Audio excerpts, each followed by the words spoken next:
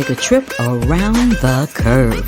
The 2023 ESPYs celebrated LeBron James, Patrick Mahomes, Carmelo Anthony, the U.S. Women's National Soccer Team, Buffalo Bills training staff, and Liam Hendricks. The ESPYs recognizes individuals and groups in the sports world who have demonstrated admirable strength and bravery in the face of adversity with 3 marquee awards: the Jimmy V Award for Perseverance, the Arthur Ashe Award for Courage, and the Pat Tillman Award for Service. The Emmy nominations were announced this week, and the Television Academy recognized 34 persons of color across acting and reality hosting categories, with Black women setting a record in the supporting comedy actress category. Michael J. Fox's documentary Still grabbed 7 Emmy nominations, the most noms for any nonfiction contender, and 2-time Emmy Award winner Paris Barkley is the first director to sweep the narrative category, nominated in the drama and comedy and now limited or anthology series or TV movie categories. First DGA, WGA, and now SAG. On July 14th, SAG President Fran Drescher delivered an impassioned speech declaring, quote, "Actors can't keep being marginalized, disrespected, and dishonored," end quote, by a business model that has been changed by streaming. More up to date about the strike later on in this broadcast.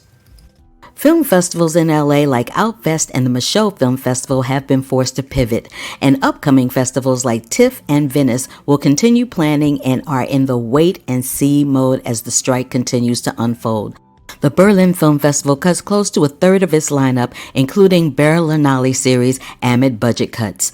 Todd Haynes' Sundance title, May December, is slated to open the New York Film Festival on September 29th, optimistically.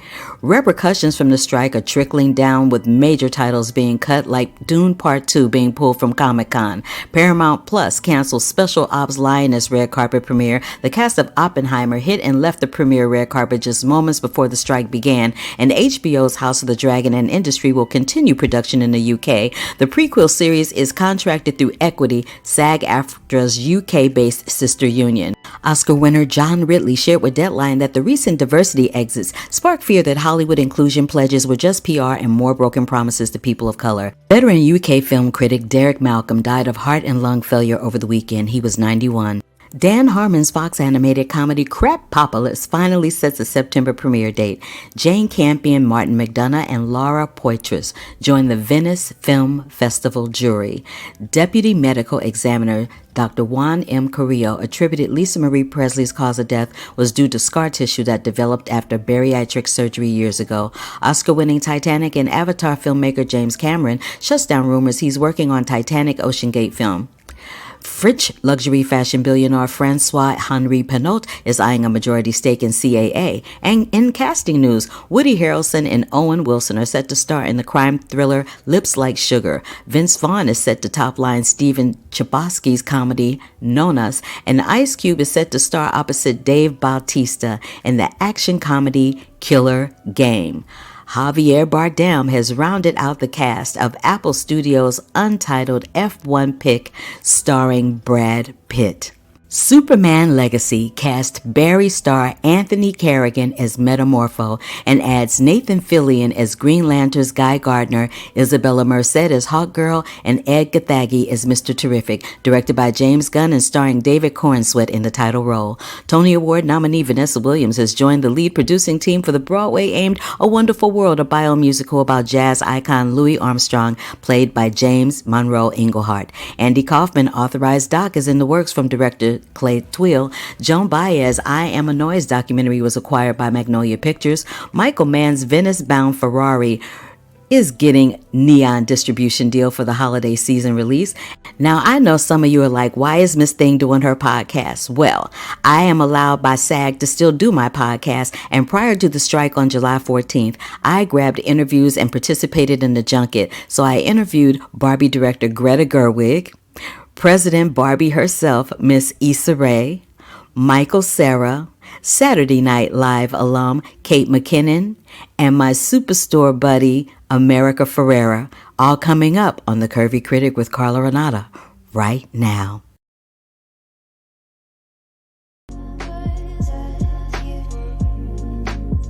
Hold up. Wait a minute.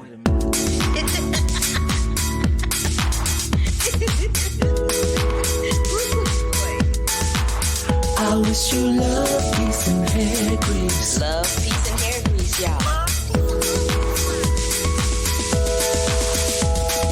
Yeah, you know I'm always shooting straight from the hip. This is Carla Renata, aka the Curvy Critic, and I shoot straight from the hip. Yeah, you know I'm always shooting straight from the hip. Hi, everybody. It has been a stressful and interesting week, to say the least. If you have not tuned into this podcast before, I am your host, Carla Renata, and you have tuned into the Curvy Critic with Carla Renata. And what we do here is normally we do reviews and talk to people with interviews above and below the line in the film industry. But as you all know, the SAG strike has gone down, and we have not been able to we're not able to do reviews until there's a little bit of clarity. So until that time, I'm going to do a pivot with the podcast, and I'll just tell you a little bit about some news, entertainment news, and then I will do the interviews, show the interviews that I have completed. So that is my disclaimer. All of these interviews were completed prior to the strike on July 14th. All right. So having said that, I usually tell you guys what I did the week before. And this week, like I said, it was pretty stressful, but I unwinded by going to Fixin's Southern, what is it called? Let me find it. I have it in here. Yay. It's called, oh, I don't have it. Okay, never mind. Oh my God, I'm a hot mess. Anyway, it's called Fixin's Soul Kitchen. It's in downtown LA by LA Live, and that is their little homemade hot sauce. And it's pretty, it got a little kick to it. And then I just love the fact that at this bar, oh, I love the fact that at this bar, this is a black owned restaurant. Usually, when you see these bar tabs, you see Heineken, you see Blue Moon. Mm-mm.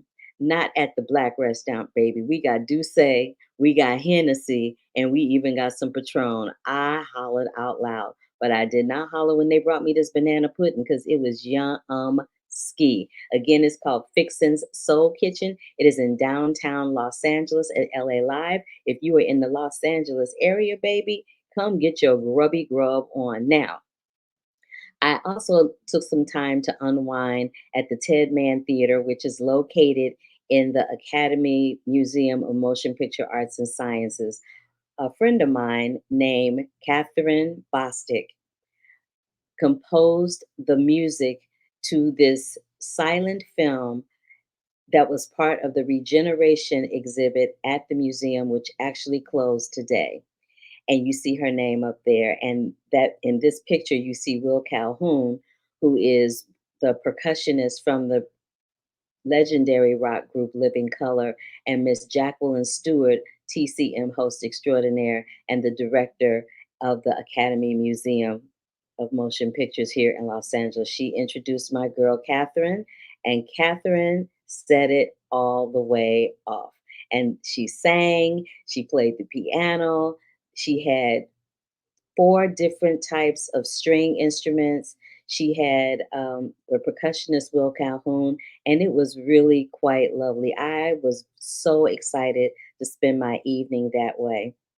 And in addition, afterwards, we went and we hung out a little bit and said our hellos and whatnot. And it was just lovely. It was just a few select friends of hers, including myself. And then Will Calhoun popped in. So we got a picture together. And one of my favorite human beings of all time, Miss Regina King. I also wanted to give some light to the fact that I used to watch this soap opera that came on ABC called One Life to Live. And Andrea Evans played Tina Lord. She was in that role, I'm sure, for over 20 years. She was fantabulous in it and eventually pivoted and went over to Young and the Restless.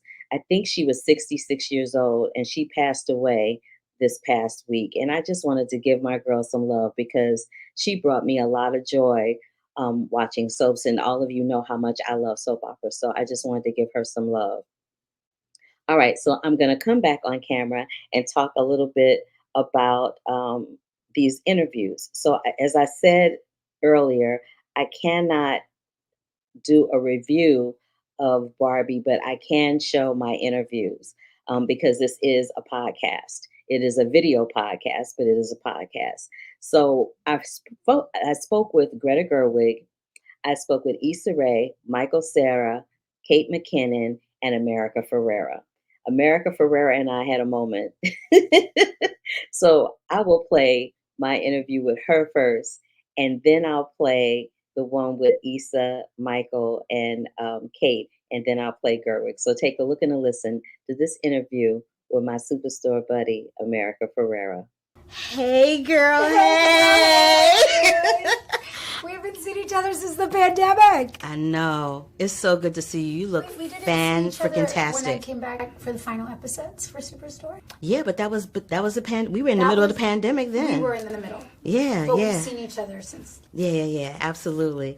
So, what did Greta Gerwig have to say to you to get you to be part of Barbie? That's what I need to know. I need to know how that conversation went. I mean, she just sent me the script. Like, it was like, it's Barbie. Hear me out.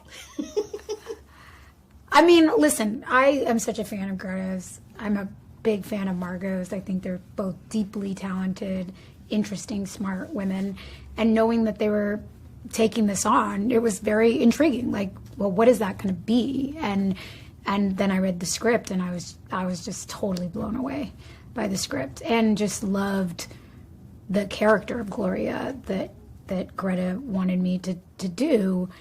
You know, her being the like human who is stand-in for all of us, you know, going on this journey about like, what is womanhood, real or imagined, right? And to me, it was like, that's exactly the part I would have wanted. I know that you are a huge feminist. I know that that's your thing. I know that you stand for women and women's rights, regardless of what color, background, or whatever we come from. So what does it mean to you to be part of a Barbie story that heavily leans into that ideology?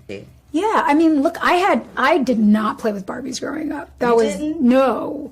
I mean, because we couldn't afford them. So like they were at my cousin's house. So when I went to my cousin's house, there'd be Barbies. But like we couldn't afford Barbies. And also like, I don't know, I mean, I didn't feel represented. And not that when I was a kid, I really knew what that meant. But I think I was just sort of like, yeah, like, that Barbie don't look like me. That Barbie is something I don't really relate to. So it's not like I didn't really think I had any feelings towards Barbie, but I think the beauty of how Greta and Noah chose to approach this was to shift the narrative to include more of us. You know, that Barbie is all of us. Barbie looks like everything in this movie. And also that like, to literally like humanize the narrative with human characters struggling with like, what does Barbie say about us? You know? Absolutely. America, that's my time. It? Girl, I get 4 minutes. Oh, we wasted some time catching up. That's I'm so all right. sorry. You know what? It was worth it. Oh. It was worth it. I just want to tell you in wrapping up that I won't always appreciate you for having me on Superstore. My representation in that world meant everything to me, and I will always appreciate that you did that for me. Thank you. It's a pleasure. You made me cry, girl. I did. You made you cry. No, you made me cry. Bye. Bye, sweetheart. That was a moment. A lovely moment, but it was a moment nevertheless. So, the slide is not acting right. So yeah, thank you, America. Before I continue, I wanted to just pivot and talk about the SAG strike a little bit because I did say at the beginning of the podcast that I would go into some things. So this is the thing.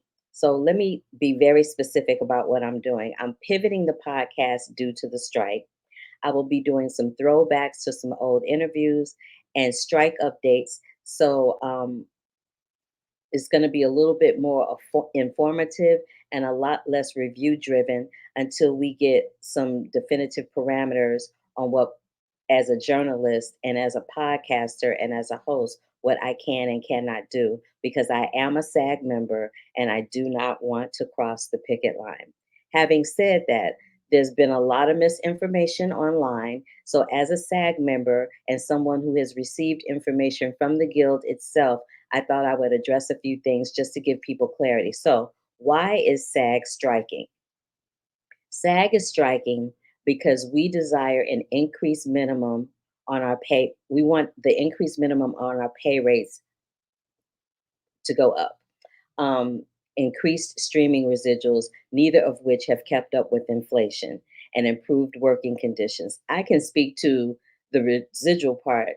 I did ADR on a really big film, and my checks have exponentially been minimized in less than a 3 month period, which normally that wouldn't happen. And the problem with that is that, unlike the record industry, where if you go into a record store, you buy a record, you get a receipt, there's something to tabulate that. If you walk into a movie theater, you buy a ticket, there's something to tabulate that. If you watch a TV show, the Nielsen ratings tabulates that. When it comes to streaming, there is no real entity keeping real time track of how many people are actually streaming, and it's billions and billions and billions of people around the globe. Therein lies the problem. So that's that. And residual payments, not royalties, which are contingent on the are so let me just explain what residual payments are. Residual payments, not royalties, are contingent on the number of shows reruns, and yeah, that's what it is. So it's not just an actor problem, but this could can potentially trickle down to affect musicians, writers, and no one can predict when that might be. How long is this strike going to last? No one knows. But what we do know is that it will continue to be where it is until all parties um, reach an amicable agreement. Okay, so now let's talk about award season.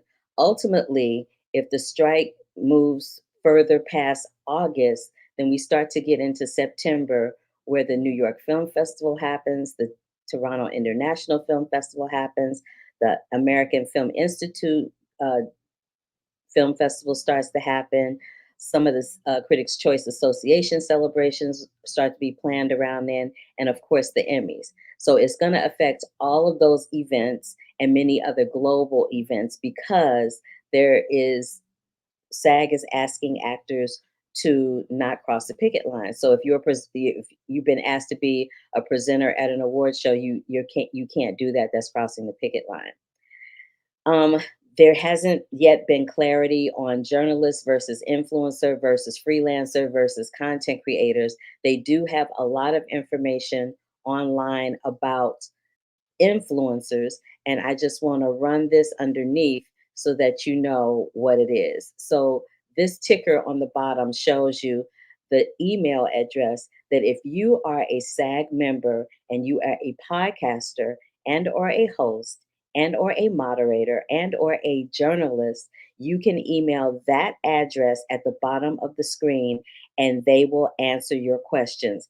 They also, when you go to that email, there is a site that it takes you to, and they have been updating the links there as well. So I will just keep that up there for the duration of the podcast to let you guys know what's going on. Okay, so we've covered the awards, we've covered what streaming is, we've covered all of those things. Now, there's some things that actors can do. There's some things that actors can't do. Again, go to that site and it will outline all of that for you. Now, actors can still work on commercials, including sponsored content from influencers, sound recordings, music videos, video games, corporate educational content, broadcast news, animation, and audiobooks. That is under a completely separate contract than the Screen Actors Guild contract. And I know that sounds confusing, but if you go to the website at the bottom of the screen, they can explain it better than I ever could. Um, but they were very, very clear on influencers and content creators refraining from posting reviews on social media, which they consider promotion. Now, I understand there have been updates to that. Again, go to the website, click on that link at the bottom, and they will explain all of that to you. And I believe, don't quote me, but I believe it comes down to if you had a contractual agreement, they will allow you to fulfill your contractual agreement. If you do not have a contractual agreement, and that contractual agreement was prior to July 14th, you can talk to them about, if there are concessions about that. I doubt it, but you can ask. If you are a broadcast journalist, meaning if you're doing the entertainment news or the news at a local or national syndicated outlet, you are also not affected by the strike because, again, that is on a different contract, which allows you to continue with coverage. All of the lines concerning the things I just spoke about are very blurry right now when it comes to freelancers. And my advice is to err on the side of caution to refrain from posting any reviews, because this is the thing. If you are not SAG and you wish to be SAG, if they find out that you have scabbed, they will not admit you into the union. It's as simple as that. So if you are an actor or a pending SAG member, all of what I just said applies to you. Now, there's a lot of information going around about what is a struck company. This is what a struck company is. A struck company is anything under the AMPTP. So AMPTP stands for the Alliance of Motion Pictures and Television Producers. It's an umbrella that includes at least 300 signatory companies. And AMPTP is negotiating on behalf of companies that include and are not limited to Amazon, Apple, CBS, Disney, NBC Universal, Netflix, Paramount Global, Sony, and CNN's parent company, Warner Brothers Discovery. So the question a lot of people have been asking me is, how do we support? People have called me, bless you, my friends. People have reached out to me and asked how they could support me and how they can support other actors that are going through this right now. And so I'm going to show you a couple of organizations. The first one is the SAG After Dot Foundation. SAG After Dot Foundation. You can go and donate there.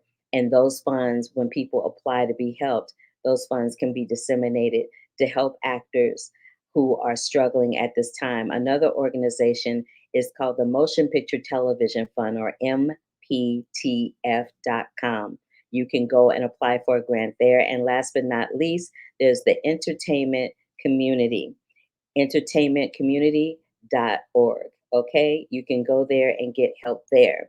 Again, I'll play it one more time. SAG-AFTRA.Foundation.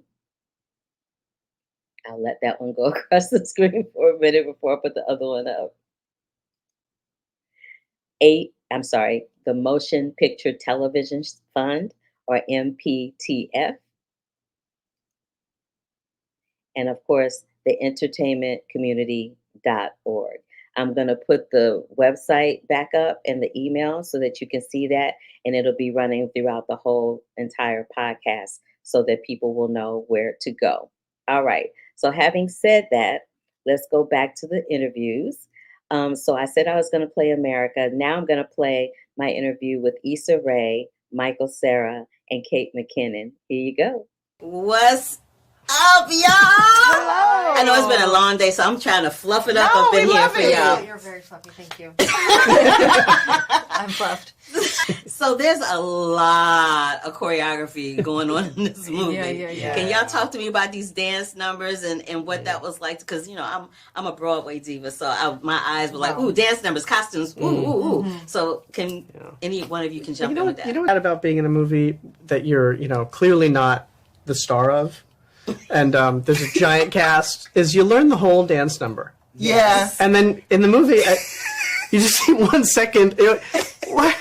I did everything. I learned the whole thing. Was it not good enough? Yes. That is. Because you kind of run it down. You're like, oh, here's the part of the movie where we're going to watch me do that whole dance sequence I learned. That's going to look cool. Oh, man. And it wasn't even choreographed. Like what you were doing was not. It was not part of the. Yeah. But you do learn it. And it's still in me. That is hilarious. Yeah. There's a lot of partying going on. There's a lot of bright colors, a lot of stuff going on. If y'all had to pick a cocktail for each one of your characters, what would that cocktail be? Wow. Come on, Kate, bring it on in. My gosh. Well, what would Weird Barbie have as a cocktail? I think she's sober. little seltzer. She was just have some years ago. Perrier. I think she would drink water with lemon in it. I like that. Right? Yeah. Okay, how about President Barbie? Rose martini. Have you ever had rosé vodka? No. That's what she would have. A little pink martini with some pink olives. Wow. Yeah, that's what she would I'm have. gonna have to try that. I'm gonna have to go downstairs and have a little Curious? It's cocktail. actually very I'm good. curious. Rosé vodka is. Okay, Michael, what about Alan? Alan would take a highball. Ooh. I don't know quite what it is, but it sounds right. It sounds red, and he has red hair. That is hilarious. Were y'all fans of Barbie growing up at all? I know Yeah. this would not be the place to say no, but I was a fan until it was not cool to like Barbie. And then I became a fan again.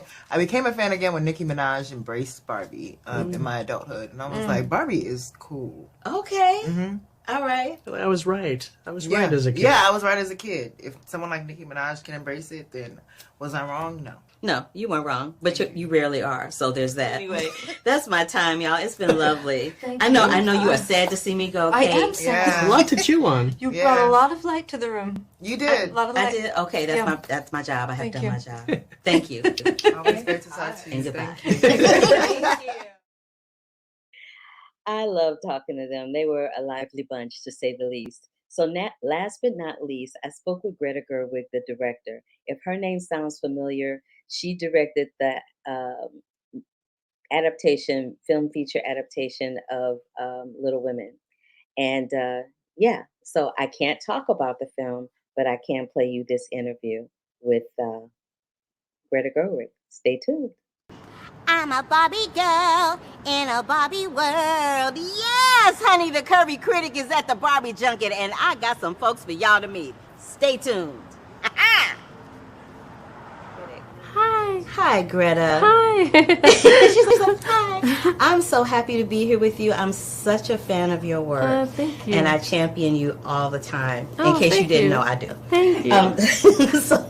So having said that, I just want to look at my notes to ask you this question. I want to find out what your thought process was in directing this film and how to address the representation of Barbie or lack thereof throughout Barbie's history.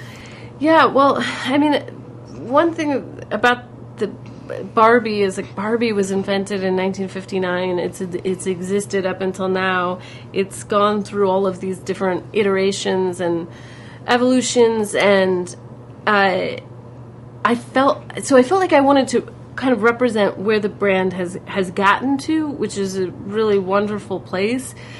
But I also didn't want to pretend that all of this other stuff doesn't exist as where it came from. Mm-hmm. So I didn't want to. I mean, I was sort of like, if we pretend that it's always been perfect, I think that's the whole problem anyway. Like, is that we have to kind of step into all of the thorny, spiky things and the things that aren't perfect, because it's possible that something like Barbie is, it's both and. It's both, an icon and this sort of amazing thing where, Barbie went to space before women had credit cards and all this, and which is incredible. And it can also be a completely unrealistic standard to hold people to, and that's not great. And it can both exist at the same time. And I think that something that was really important to me is like to just stand in all of that, as opposed to shutting one side of it out. Exactly. Or saying like she's bad or she's good. It's like maybe she's a lot of things. And like most of us are. Like most of us are. Girl, I wanted to talk to you about that opening, Mama, because that opening, oh my God. I want to talk about where the idea of that came from, with the little girls like crushing the old ideology of what a Barbie, not Barbie doll, but what a baby doll. Yeah.